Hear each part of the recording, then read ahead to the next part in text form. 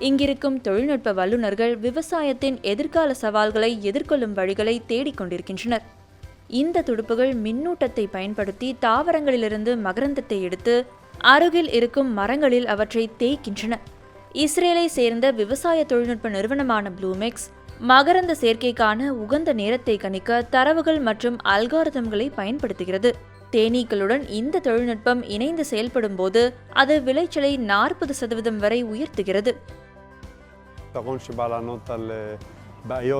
எங்கள் நிறுவனம் செயற்கை மகரந்த சேர்க்கையை செய்கிறது.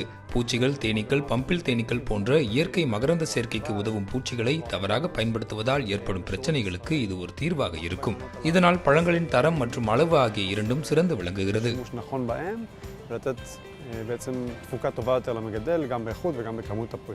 விவசாய துறைகளில் அதிகரித்து வரும் தொழிலாளர் பற்றாக்குறை ஒரு பெரிய பிரச்சனையாக உருவெடுத்து வருகிறது. விவசாய துறையில் வேலை செய்பவர்களின் எண்ணிக்கை குறைந்தாலும் அவர்களுக்கான தேவை அதிகரித்து கொண்டுதான் இருக்கிறது.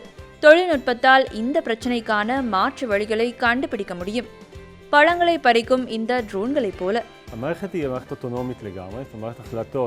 பழத்தை எவ்வாறு பறிப்பது, பழத்திற்கு அருகில் சென்று எவ்வாறு அதனை வெட்டுவது போன்ற அனைத்து செயல்முறைகளையும் மனிதர்களின் கட்டுப்பாடு இன்றி இந்த ட்ரோன் செய்கிறது. இருப்பினும் மனிதர்களின் பங்களிப்பும் இதற்கு முக்கியமானது.